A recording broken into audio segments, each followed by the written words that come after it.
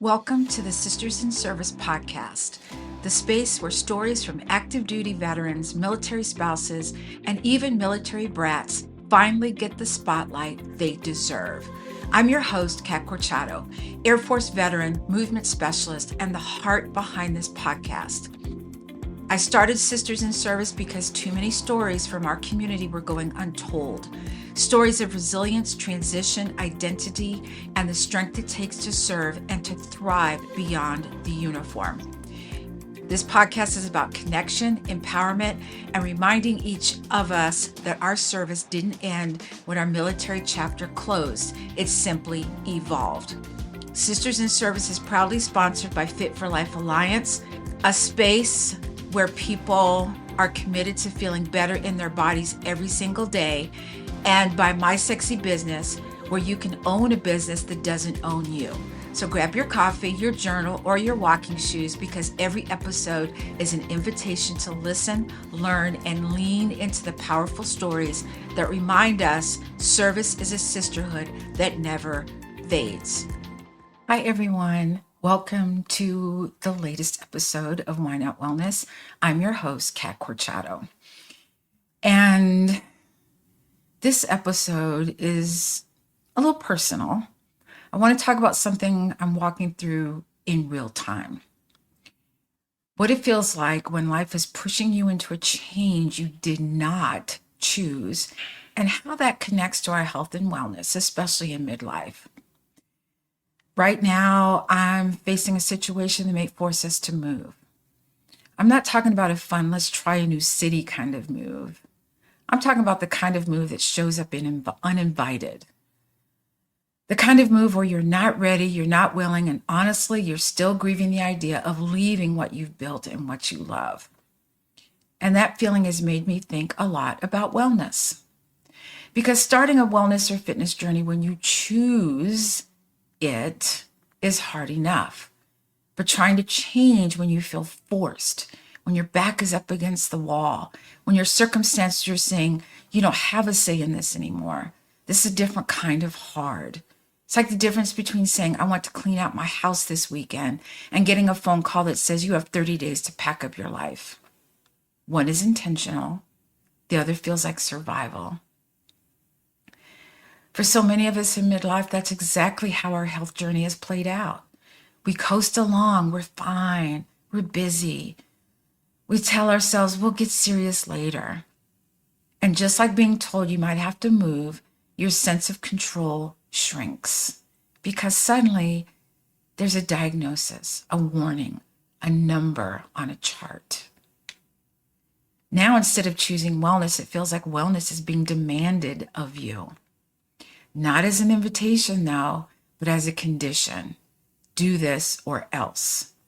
So in this episode, I want to unpack the following: what it feels like to be pushed into change before your heart is caught up, how my own situation with a possible move is mirroring that feeling of being forced into a new chapter, and why having a choice in your wellness while you still can is so much kinder than waiting until life or your body gives you an ultimatum. I'm not coming to you today as someone who has it all figured out. I so not have it all figured out. I'm coming to you as a woman who is sitting with uncertainty, with resistance, with that quiet little voice that says, I don't want to do this. I'm not ready for this. Why now?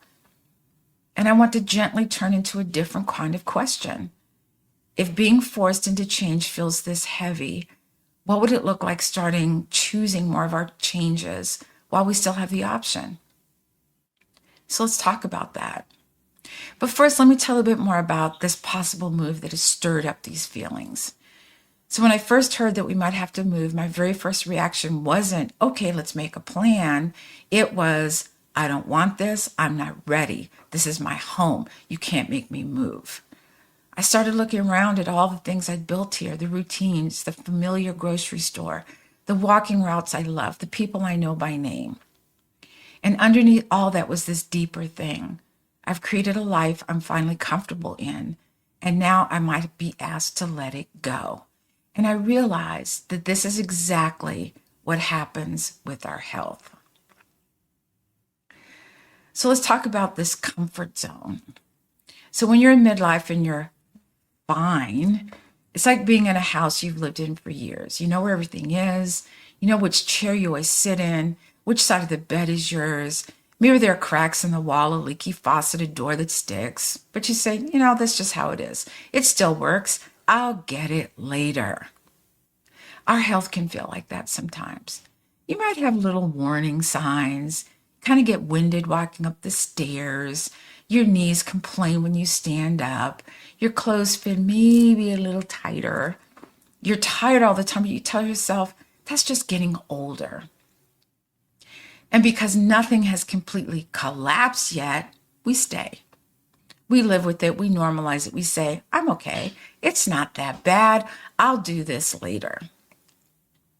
That was me standing in my home thinking, sure, it's not perfect, but it's mine. I know how to live here. And suddenly being told you might have to leave. You can't stay.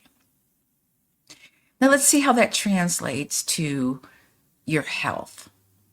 So you go to your annual doctor's visit and your doctor comes back and says, your blood pressure is dangerously high, or you're pre-diabetic, or we need to talk about your heart, or we have to talk about this score. You almost faint. You end up in urgent care. You can't do something physically that you used to be able to do. That's like someone knocking on your door and saying, you can't live here anymore. Things have to change. And what comes up first is not motivation, it's grief. It's, how did this happen? How did I get here? Why didn't I see this coming sooner? Why didn't I do something when I had more time, more energy, more options? That's exactly how I felt hearing we might have to move. I didn't suddenly become excited about new possibilities. I felt a sense of loss of what I know, loss of what feels stable, loss of the freedom to say, I'll deal with this when I'm ready. And that's the part we don't talk about enough with wellness during midlife. We talk about gyms and meal plans and steps per day, but we don't talk about the grief of realizing your body is asking you to leave behind an old way of living that felt familiar, even if it wasn't serving you.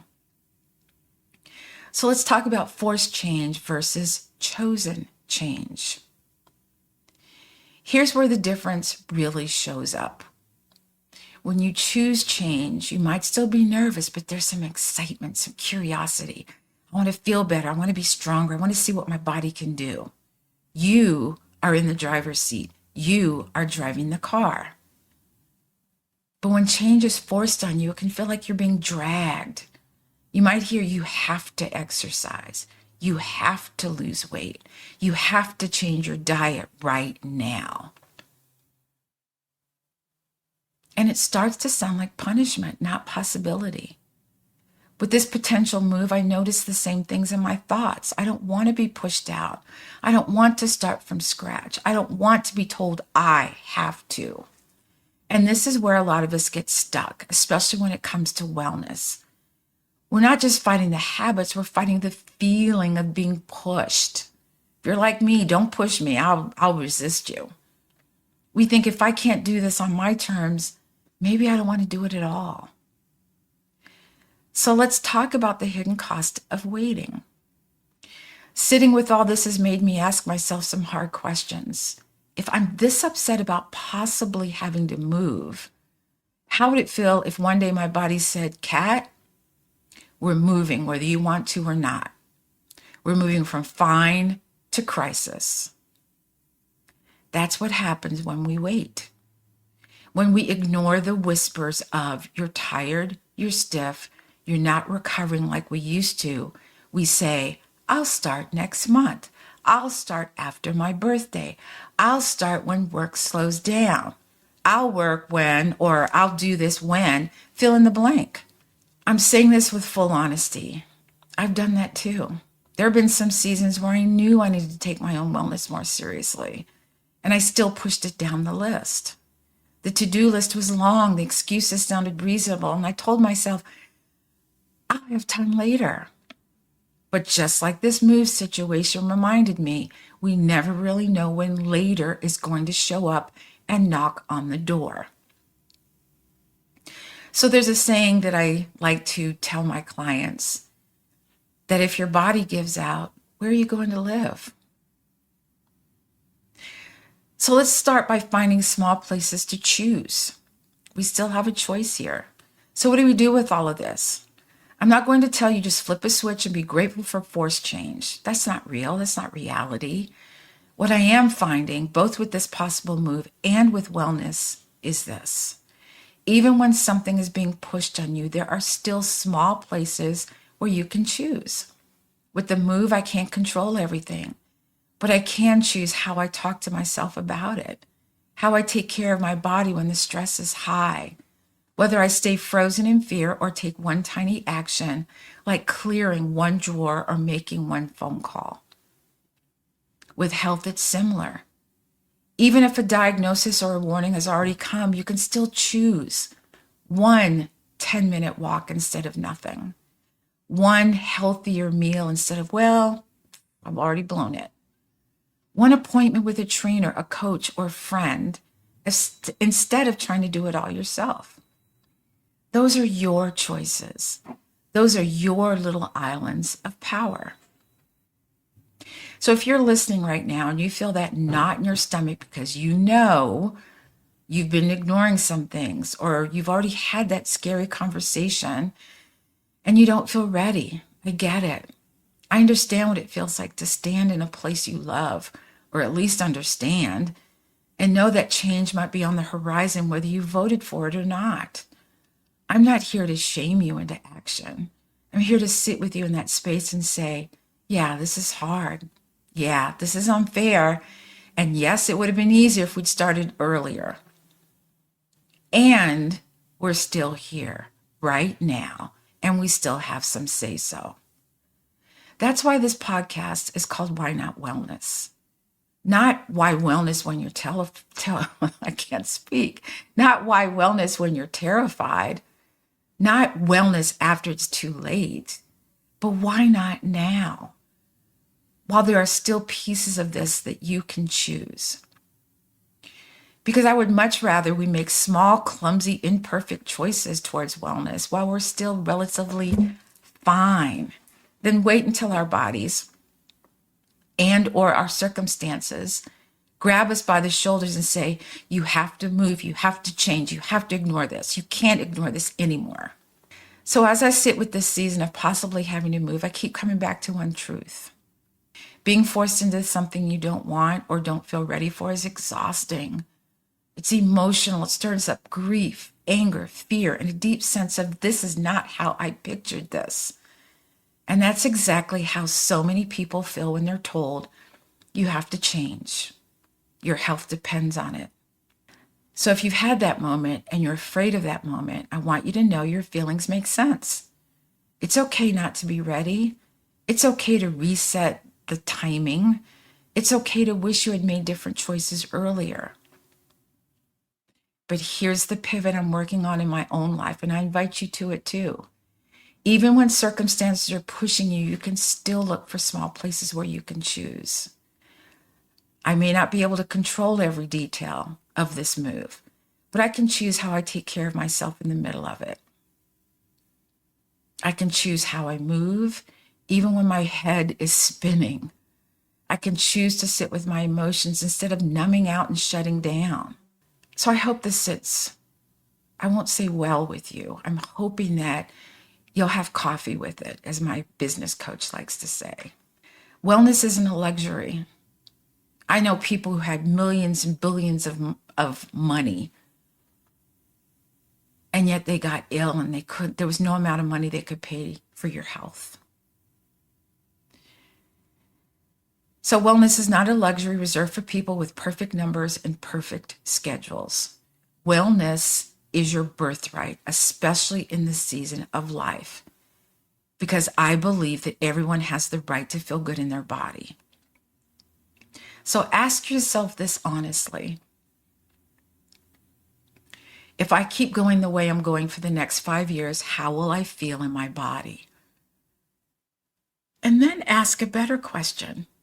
What is one small choice I can make this week that moves me towards wellness and not away from it?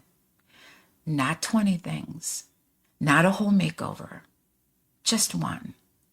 Because the earlier you start, the more that choice belongs to you.